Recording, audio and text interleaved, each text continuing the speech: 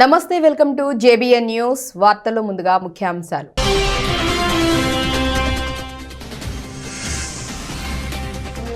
పోర్చుగల్లో సోషలిస్టుల గెలుపు, పూర్తి మెజార్టీ దిశగా పయనం. భారత ప్రధాని మోదీ అభినందనలు.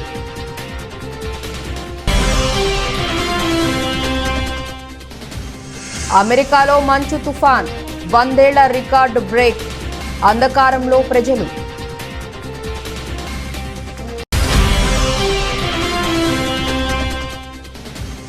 బడ్జెట్ ప్రవేశపెట్టనున్న నిర్మలా సీతారామన్. బడ్జెట్పై ఆర్థిక శాఖ సహాయ మంత్రి కీలక వ్యాఖ్యలు.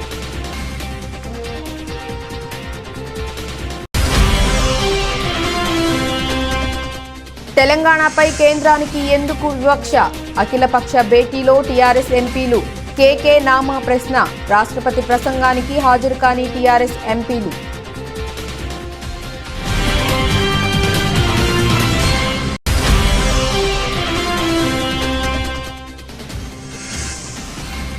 పంచాయతీ గ్రామాభివృద్ధిపై సీఎం సమీక్ష. అధికారులకు కీలక ఆదేశాలు జారీ చేసిన జగన్.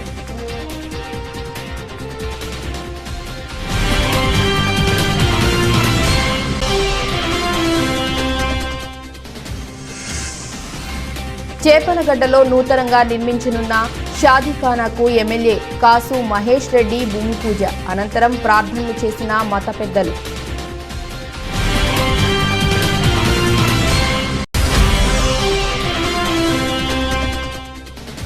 టీడీపీ తిరుపతి పార్లమెంట్ సమన్వయ కమిటీ సమావేశం. మాట్లాడిన పలువురు నాయకులు.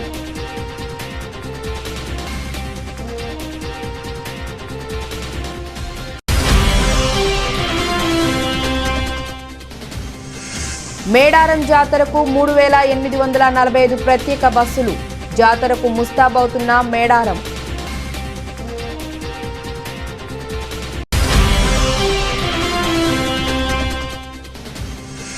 టీమిండియాపై విజయం మాదే, విండీస్ పవర్ ఏంటో చూపిస్తాం.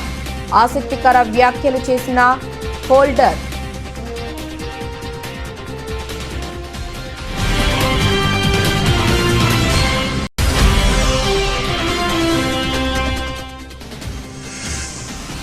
స్టాక్ మార్కెట్లో బడ్జెట్ డే జోష్, భారీ లాభాల్లో ట్రేడింగ్.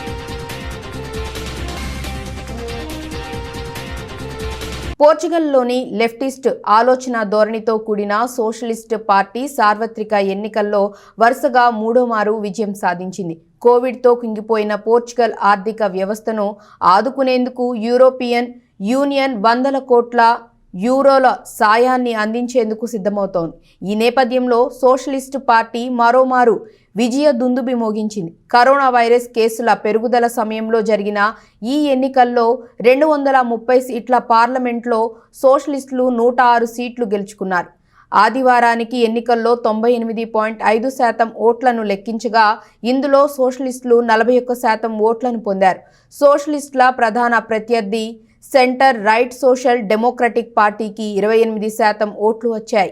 ఈ పార్టీ 65 పార్లమెంటరీ స్థానాలను గెలుచుకుంది.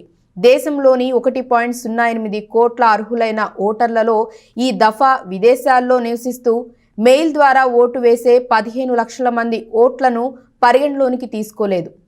మరో దఫా ప్రభుత్వాన్ని ఏర్పాటు చేయబోతున్న ప్రధాని యాంటోనియో కోస్టాకు భారత ప్రధాని మోదీ శుభాకాంక్షలు తెలిపారు. పోర్చుగల్తో బలమైన బంధాన్ని కోరుకుంటున్నామని అన్నారు.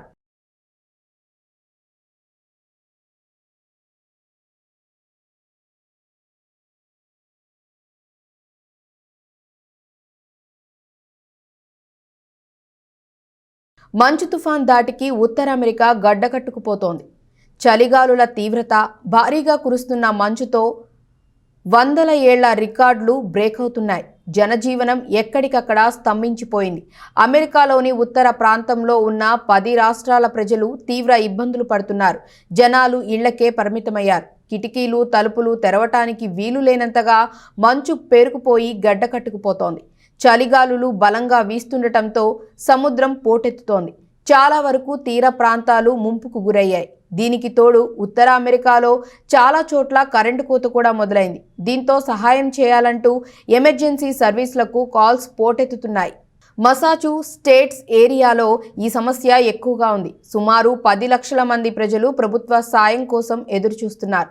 న్యూయార్క్ సెంట్రల్ పార్కులో 100 ఏళ్ల రికార్డు బద్దలైంది. ప్రసిద్ధి చెందిన ఈ పార్కులో గతంలో అత్యధిక మంచు 1904 జనవరి 29న 4.7 అంగుళాల మందం కురిసింది.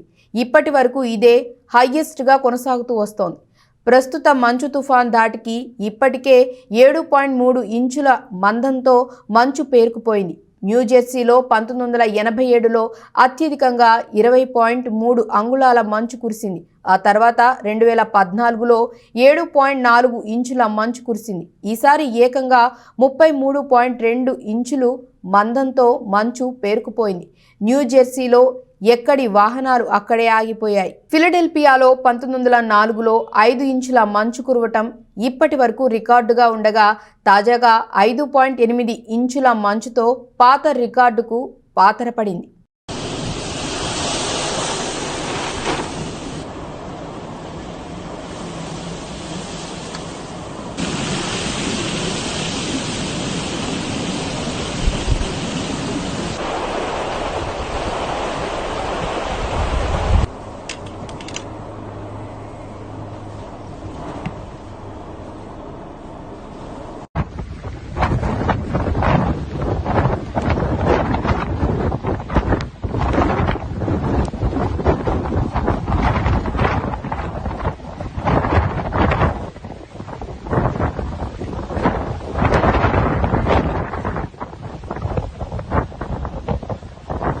కేంద్ర ఆర్థిక శాఖ మంత్రి నిర్మలా సీతారామన్ మరి కాసేపట్లో పార్లమెంట్లో 2022-23 వార్షిక బడ్జెట్ను లోక్సభలో ప్రవేశపెట్టనున్నారు. నిర్మలా సీతారామన్ 4వసారి ప్రవేశపెట్టనున్న వార్షిక బడ్జెట్ ఎలా ఉండబోతోందన్న అంశంపై సర్వత్రా ఆసక్తి నెలకొంటోంది. ఇదే అంశంపై ఆర్థిక శాఖ సహాయ మంత్రి పంకజ్ చౌదరి ఆసక్తికర వ్యాఖ్యలు చేశారు. సమగ్ర బడ్జెట్ను ఆర్థిక మంత్రి నిర్మలా సీతారామన్ ప్రవేశపెట్టనున్నట్లు చెప్పారు. ప్రతి రంగానికి సంబంధించిన అవసరాలను పరిగణలోకి తీసుకొని ఈ బడ్జెట్ను రూపొందించినట్లు తెలిపారు. రైతులు సహా అన్ని రంగాల వారికి ప్రతి ఒక్కరికి సంతృప్తి కలిగించేలా బడ్జెట్ ఉంటుందని చెప్పుకొచ్చారు. బడ్జెట్ రూపకల్పనలో నిర్మలా సీతారామన్కు ఆర్థిక శాఖ సహాయ మంత్రులు పంకజ్ చౌదరి, భగవత్ కే కరాట్ తమ వంతు సాయాన్ని అందించారు. బడ్జెట్ డే నేపథ్యంలో తన నివాసంలో సహాయ మంత్రి భగవత్ కరాట్ తన నివాసంలో ప్రత్యేక పూజలు నిర్వహించారు. బడ్జెట్ సమర్పణకు అధికార విపక్ష సభ్యులు సహకరించాలని భగవత్ కరాట్ విజ్ఞప్తి చేశారు. ఈ విషయమై ప్రధాని నరేంద్ర మోడీ కూడా ఇదివరకే అందరికీ విజ్ఞప్తి చేశారని గుర్తు చేశారు. Inclusive development, productivity enhancement and investment, sunrise opportunities, energy transition and climate action, and 4, financing of investments.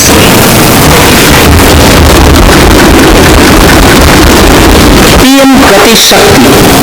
PM Gati Shakti is a transformative approach to economic growth and sustainable development. The approach is driven by 7 engines, namely roads, railways, airports, ports, mass transport, waterways, and logistics infrastructure. All 7 engines will pull forward the economy in unison. These engines are supported by the complementary roles of energy transmission, IT communication, bulk water and sewerage, and social infrastructure. Finally, the approach is powered by clean energy and Sabka Prayas. The efforts of the central government, the state governments, and the private sector together, leading to a huge job and entrepreneurial opportunities for all, especially the youth. Panchayati Raj గ్రామీణాభివృద్ధిపై కీలక సమీక్ష నిర్వహించారు AP ముఖ్యమంత్రి YS Jagan. ఈ review సందర్భంగా గత ప్రభుత్వంపై serious comments చేశారు ముఖ్యమంత్రి.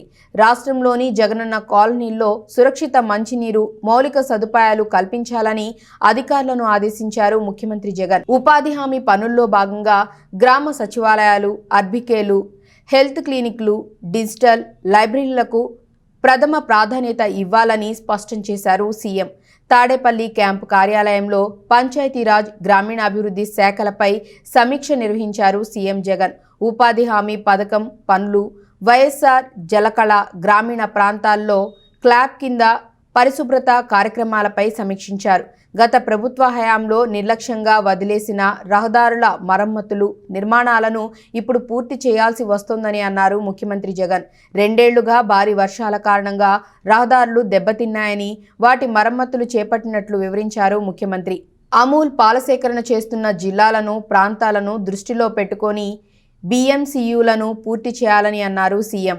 నవంబర్లో గ్రామీణ ప్రాంతాల్లో 22% ఇళ్ల నుంచి చెత్త సేకరణ ప్రారంభమై ప్రస్తుతం 61% చేరుకున్నామని ముఖ్యమంత్రికి వివరించారు అధికారులు. అక్టోబర్ కల్లా పూర్తి లక్ష్యాన్ని చేరుకుంటామని చెప్పారు.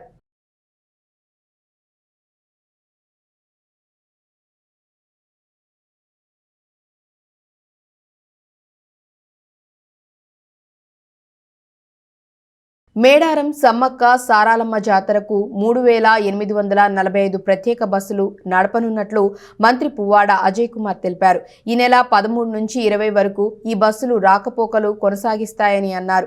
మేడారం జాతరకు ఆర్టీసీ సర్వీసుల నిర్వహణపై RTC chairman Bajireddy Govardhan MD సజ్జనార్తో కలిసి సోమవారం బస్ భవన్లో అధికారులతో ఆయన సమావేశమయ్యారు. కరోనా నుంచి రక్షించుకునేందుకు సిబ్బందికి స్పెషల్ డ్రైవ్ ద్వారా బూస్టర్ డోసులను ఇప్పించాలని, హ్యాండ్ శానిటైజర్స్, మాస్కులను అందించాలని అన్నారు. డిపో నుంచి బయలుదేరే సమయంలో బస్సును పూర్తిగా శానిటైజేషన్ చేయాలని సూచించారు. ఆర్టీసీ చైర్మన్ బాజిరెడ్డి మాట్లాడుతూ జాతర బస్సుల రాకపోకల పర్యవేక్షణకు 12,000 మంది సిబ్బంది, 150 మంది అధికారులను నియమించినట్లు చెప్పారు. 50 సీసీ కెమెరాలతో బస్సుల రాకపోకల వివరాలను తెలిపేందుకు ఆయా బస్టాండ్లలో ప్రత్యేక కంట్రోల్ రూమ్లను ఏర్పాటు చేసినట్లు MD సజ్జనార్ తెలిపారు. తెలంగాణ పట్ల కేంద్రానికి ఎందుకు వివక్ష? రాష్ట్రాన్ని ఎందుకు శత్రువులా చూస్తున్నారు? ఎందుకు విరోధం పెంచుకుంటున్నారు అని TRS ఎంపీలు కె కేశవరావు, నామా నాగేశ్వరరావు ప్రశ్నించారు. రాష్ట్రానికి సంబంధించి విభజన సమస్యలను పరిష్కరించడంలో 8 ఏళ్లుగా ఎందుకు తాత్సారం చేస్తున్నారని నిలదీశారు. సోమవారం మధ్యాహ్నం రక్షణ శాఖ మంత్రి రాజ్నాథ్ సింగ్ అధ్యక్షతన కేంద్రం నిర్వహించిన అఖిలపక్ష సమావేశంలో తెలంగాణకు సంబంధించిన పెండింగ్ అంశాలను వీరిద్దరూ లేవనెత్తారు. రాష్ట్రానికి సంబంధించిన ఒక్క ప్రాజెక్టులో కూడా కేంద్రం నుంచి ఎలాంటి సాయం అందలేదని అన్నారు. దేశంలో అనేక మెడికల్ కాలేజీలు ఏర్పాటు చేసుకున్న తెలంగాణకు ఒక్కటి కూడా ఇవ్వలేదని ఆరోపించారు. గుంటూరు జిల్లా దాచేపల్లి పట్టణంలోని చేపలగడ్డలో నూతనంగా నిర్మించనున్న షాదీఖానాకు గురజాల శాసనసభ్యులు కాసు మహేష్ రెడ్డి భూమి పూజ నిర్వహించారు. ఈ కార్యక్రమంలో ముందుగా వారు షాదీఖానాకు భూమి పూజ నిర్వహించారు. అనంతరం ప్రత్యేక ప్రార్థనలు నిర్వహించారు. ఈ కార్యక్రమంలో గురజాల శాసనసభ్యులు కాసు మహేష్ రెడ్డి మీడియాతో మాట్లాడుతూ 75 లక్షల రూపాయలతో షాదీఖానా నిర్మిస్తున్నామని, వచ్చే 6 నెలల్లో ఈ షాదీఖానా పూర్తి చేస్తామని వారు తెలిపారు. దాచేపల్లికి ప్రధాన సమస్య అయిన కాట్రేడ్ వాగు ముప్పుని తొలగించామని వారు తెలిపారు. కోట్ల బజార్ రోడ్డు వెడల్పు చేసే కార్యక్రమం మొదలుపెట్టామని, ఇవన్నీ పూర్తి చేసి దాచేపల్లి నగర పంచాయతీని అభివృద్ధి పదంలో తీసుకెళ్తామని వారు తెలిపారు. ఆనాడు చంద్రబాబు నాయుడు దాచేపల్లికి వచ్చి చేయలేనిది ఒక సామాన్య ఎమ్మెల్యే అయినా నేను చేసి చూపించానని అన్నారు. ఈ కార్యక్రమంలో municipal chairman Munaga Ramadevi, Punnarao, ZPTC Prakash Reddy, మండల convener Zakir Hussain, vice chairman Khader Basha, minority నాయకులు సుబానీ, పలువురు నాయకులు, కార్యకర్తలు పాల్గొన్నారు.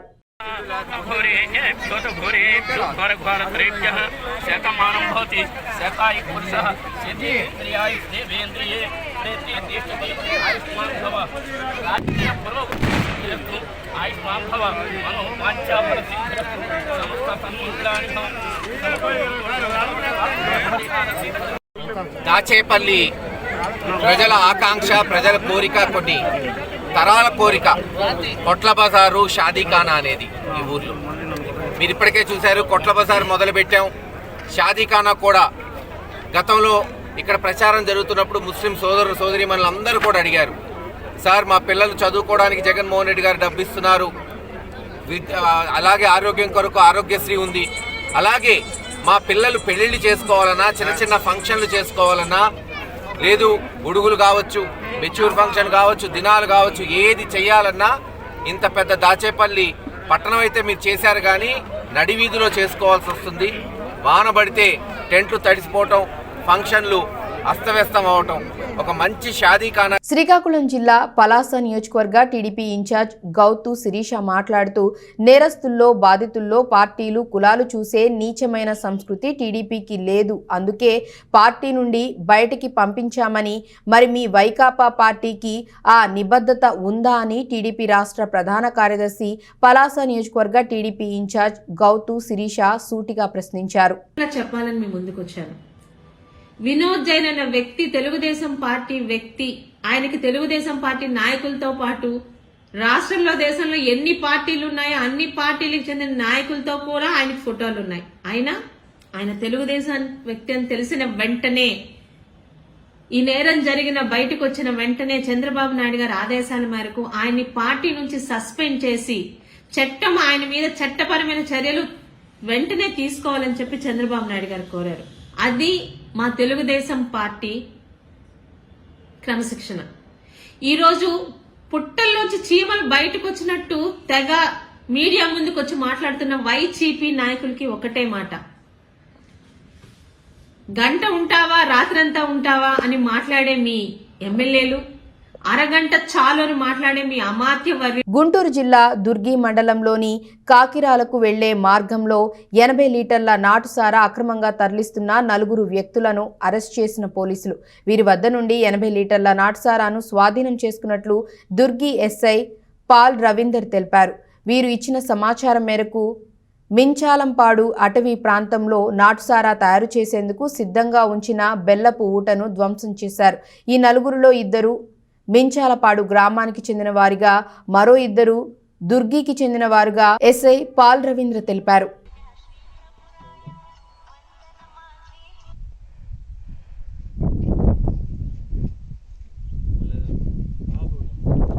తెలుగుదేశం పార్టీ తిరుపతి పార్లమెంట్ సమన్వయ కమిటీ సమావేశం పాత చెక్పోస్ట్ వద్ద కన్వెన్షన్ హాల్లో నిర్వహించారు. ముందుగా తెలుగుదేశం పార్టీ వ్యవస్థాపక అధ్యక్షులు స్వర్గీయ నందమూరి తారక రామారావుకి నివాళులర్పించి సమావేశాన్ని ప్రారంభించారు. ఈ సందర్భంగా టీడీపీ తిరుపతి పార్లమెంట్ అధ్యక్షులు నరసింహ యాదవ్ మాట్లాడుతూ శ్రీకాళహస్తి, గూడూరులో జరగబోయే మున్సిపల్ ఎన్నికల్లో దొంగ ఓట్లకు పాల్పడితే సహించేది లేదని హెచ్చరించారు. తెలుగుదేశం పార్టీ నేతలపైన అక్రమ కేసులు బనాయించి ప్రజా ధనాన్ని, ప్రజల యొక్క ఆస్తిని కొల్లగొడితే తిరుపతి పార్లమెంట్ నియోజకవర్గంలోని తెలుగుదేశం పార్టీ నాయకులు అందరూ కలిసి ఏకతాటిపై సంబంధిత నియోజకవర్గానికి వచ్చి అక్కడ జరుగుతున్న ప్రజా సమస్యల పట్ల ప్రభుత్వం అవలంబిస్తున్న ప్రజా వ్యతిరేక చర్యలపై నిలదీస్తామని తెలిపారు. ఈ కార్యక్రమంలో తిరుపతి మాజీ ఎమ్మెల్యే సుగుణమ్మ, బొజ్జల సుధీర్ రెడ్డి, తెలుగుదేశం పార్టీ నాయకులు శ్రీధర్ వర్మ, గురవారెడ్డి, రవీంద్రనాథ్ రెడ్డి, పాసం సునీల్ తదితర తెలుగుదేశం పార్టీ మాజీ ఎమ్మెల్యేలు, నియోజకవర్గ ఇన్ఛార్జీలు పాల్గొన్నారు. బహిరంగ విజ్ఞప్తి చేస్తా ఉన్నాం ఎన్నికల కమిషన్కి ఈ సమావేశం ద్వారా. ఏదైతే నియోజకవర్గాల్లో సుమారు 30,000 నుంచి 50,000 ఓట్ల వరకు అక్రమంగా కూడా డూప్లికేట్ ఓట్స్ చేర్చారో అవన్నీ కూడా తొలగించాల్సిందిగా కూడా ఈ యొక్క సమావేశం తీర్మానించడం జరిగింది. ఆ డూప్లికేట్ ఓట్స్ పైన అటు ఆర్డీఓలు కానీ కలెక్టర్స్ కానీ వెంటనే స్పందించి దానిపైన ఎంక్వైరీ చేయాలని ఈ సమావేశం తీర్మానం చేసింది. దానిపైన డిమాండ్ చేస్తాం. అందరికీ నమస్కారం. రాష్ట్ర వ్యాప్తంగా ఉద్యోగ సంఘాలు చేస్తున్న ఆందోళన కార్యక్రమాలపై ఉద్యోగ సంఘాలతో మాట్లాడి వివిధ అంశాలను చర్చల ద్వారా పరిష్కరించుకునేందుకు, ఆందోళనను విరమించి ముందుకు వచ్చేలా ఉద్యోగ సంఘాలను ఒప్పించేందుకు తగిన చర్యలు తీసుకోవాలని ప్రభుత్వ ప్రధాన కార్యదర్శి డాక్టర్ సమీర్ శర్మ జిల్లా కలెక్టర్లను ఆదేశించారు. అమరావతి సచివాలయం నుండి ఆయన ఆర్థిక శాఖ అధికారులు జిల్లా కలెక్టర్లతో వీడియో సమావేశం నిర్వహించారు. ఈ సందర్భంగా ఉద్యోగులంటే మనమంతా ఒక కుటుంబమని, ఏదైనా సమస్య వస్తే కూర్చొని అంతర్గతంగా చర్చించుకుందామని చెప్పి జిల్లా కలెక్టర్లు ఉద్యోగ సంఘాలను చర్చలకు పిలిచి మాట్లాడి ఒప్పించాలని చెప్పారు. మనమందరం ప్రభుత్వ ఉద్యోగులుగా ప్రభుత్వంలో భాగమని, మన మెరుగైన సేవల ద్వారా సమాజాభివృద్ధికి కృషి చేయాల్సి ఉందని సిఎస్ డాక్టర్ శర్మ పేర్కొన్నారు. Employment is a status. And it is not a contract between government and the employees and officers concerned.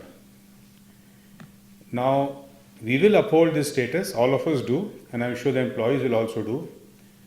You have to understand that they are part of the family. And And as a family member, we do not want to belittle them as they also don't want to belittle us. So let us treat them with great respect and ensure that as part of family we don't belittle them. There is a machinery provided for redressal of the grievances. So my request to all collectors is please talk to them. Convey the message we are a family. We are governed by a విజయవాడలో టీడీపీకి చెందిన నాయకుడు వినోద్ జైన్ లైంగిక వేధింపులకు బలి అయిన 14 ఏళ్ల చిన్నారి ఘటన చాలా బాధాకరం. సమాజంలో ఇలాంటి సంఘటనలు జరిగినప్పుడు ప్రతి ఒక్కరూ ఖండించాల్సిన అవసరం ఉంది. 14 సంవత్సరాల వయసున్న బాలికను 54 సంవత్సరాల వయసున్న వ్యక్తి లైంగిక వేధింపులకు గురి చేయటం మనసును తీవ్రంగా కలిచివేసింది. తన బాధను బయటకు చెప్పుకోలేక బాలిక ఎంత మనోవేదనకు గురైందో తాను రాసిన సూసైడ్ నోట్ను చూస్తేనే అర్థమవుతుంది. బాలిక తనపై జరిగిన లైంగిక వేధింపులను బయటకు చెప్పుకోలేక తనువు చాలించడం అత్యంత బాధాకరం. ఇటువంటి వారి కోసం, మహిళల భద్రత కోసమే ఈ ప్రభుత్వం దిశ యాప్ తీసుకురావడంతో పాటు ఎన్నో చర్యలు చేపట్టింది. ఇలాంటి సంఘటనలు జరిగినప్పుడు అమ్మాయిలు వెంటనే తల్లిదండ్రులకు చెప్పాలని సూచిస్తున్నాను. తల్లిదండ్రులతో చెప్పుకోలేని సంఘటనలు ఏమైనా ఉంటే వెంటనే దిశ యాప్ ద్వారా పోలీసులకు సమాచారం ఇవ్వండి. దిశ యాప్కు సమాచారం ఇచ్చిన తక్షణమే నిందితులపై చర్యలు తీసుకోవటం జరుగుతుంది. విజయవాడలో జరిగినటువంటి చిన్నారి సంఘటన చాలా బాధాకరం. ఇలాంటి సంఘటనలు సమాజంలో మహిళా భద్రత మీద మనమందరం కూడా విచారం వ్యక్తం చేయాల్సినటువంటి సంఘటనలు జరుగుతూ ఉన్నాయి. ఒక 14 ఏళ్ల పాపను 52 సంవత్సరాలు పైబడినటువంటి వ్యక్తి లైంగికంగా వేధింపులకు గురి చేసినప్పుడు ఆ పసిపాప ఎవరికి చెప్పుకోవాలో కూడా తెలియదు. గుంటూరు జిల్లా రాజుపాలెం మండలంలోని రెడ్డిగూడెం గ్రామంలో ప్రభుత్వం ఇచ్చే వృద్ధుల, వికలాంగుల, ఒంటరి మహిళలు పలు రకాల పింఛన్లు సత్తెనపల్లి శాసనసభ్యులు అంబటి రాంబాబు ఈరోజు ఉదయం పంపిణీ చేశారు.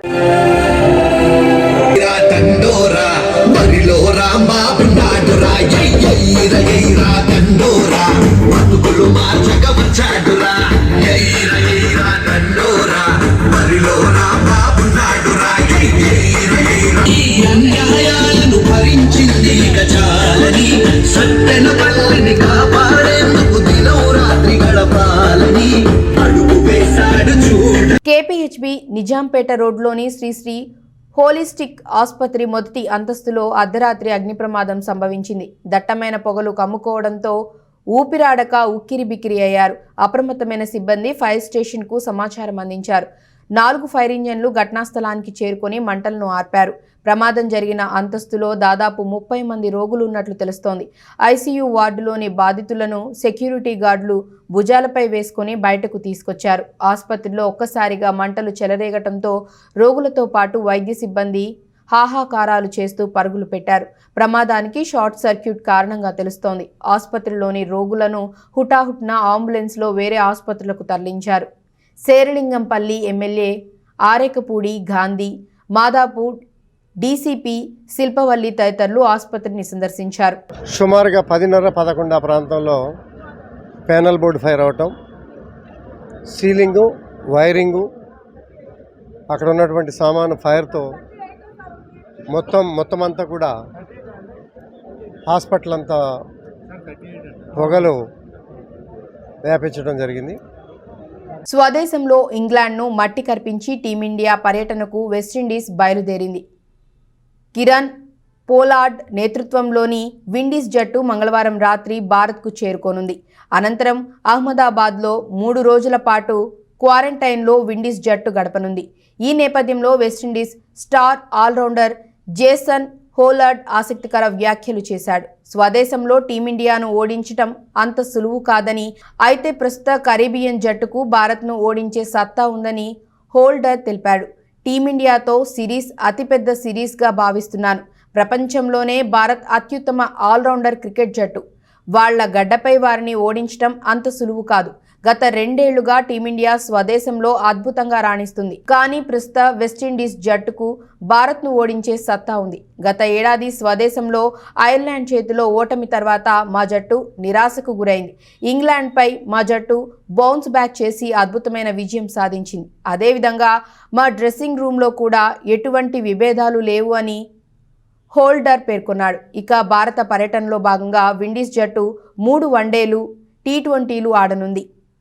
ఇక అహ్మదాబాద్ వేదికగా ఫిబ్రవరి 6న తొలి వన్డే జరగనుంది.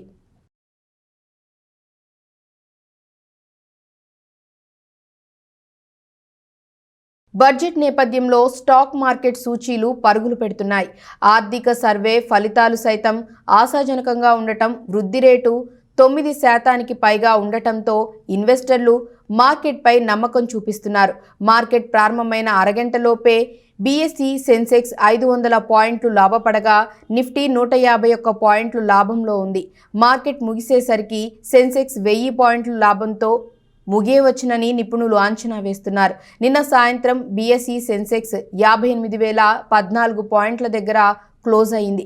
ఈరోజు ఉదయం ఏకంగా 500 పాయింట్లకు పైగా లాభంతో 58,672 పాయింట్లతో మొదలైంది. ఉదయం 9:20 సమయంలో 588 పాయింట్ల లాభంతో 58,652 పాయింట్ల దగ్గర ట్రేడ్ అవుతోంది. నిఫ్టీ 151 పాయింట్ల లాభంతో 17,491 పాయింట్ల దగ్గర కొనసాగుతోంది.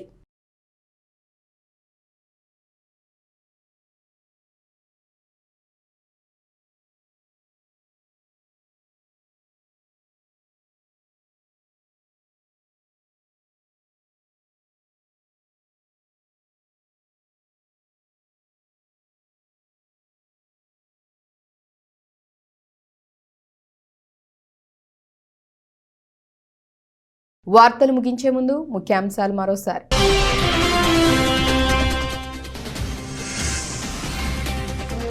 పోర్చుగల్లో సోషలిస్టుల గెలుపు, పూర్తి మెజార్టీ దిశగా పయనం, భారత ప్రధాని మోదీ అభినందనలు.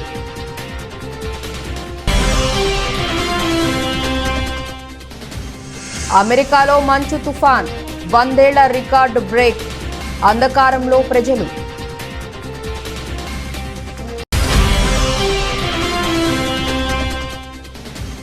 బడ్జెట్ ప్రవేశపెట్టనున్న నిర్మలా సీతారామన్, బడ్జెట్పై ఆర్థిక శాఖ సహాయ మంత్రి కీలక వ్యాఖ్యలు.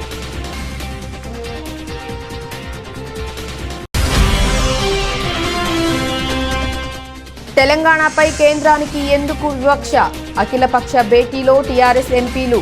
కేకే నామా ప్రశ్న, రాష్ట్రపతి ప్రసంగానికి హాజరు కాని టీఆర్ఎస్ ఎంపీలు.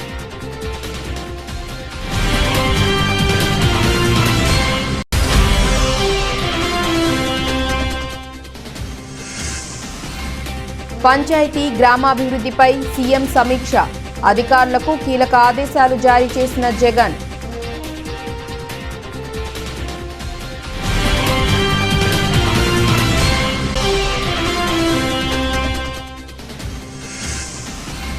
చేపలగడ్డలో నూతనంగా నిర్మించనున్న షాదీఖానాకు ఎమ్మెల్యే కాసు మహేష్ రెడ్డి భూమి పూజ అనంతరం ప్రార్థనలు చేసిన మత పెద్దలు.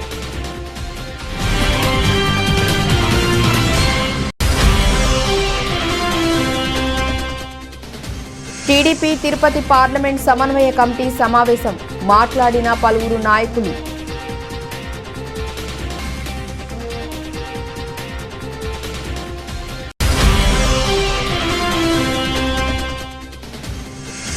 మేడారం జాతరకు 3,845 ప్రత్యేక బస్సులు, జాతరకు ముస్తాబవుతున్న మేడారం.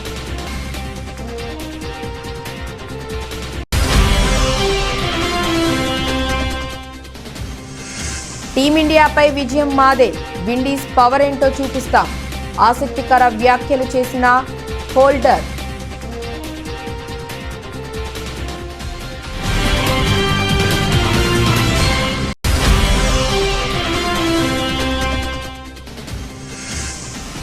స్టాక్ మార్కెట్లో బడ్జెట్ డే జోష్, భారీ లాభాల్లో ట్రేడింగ్.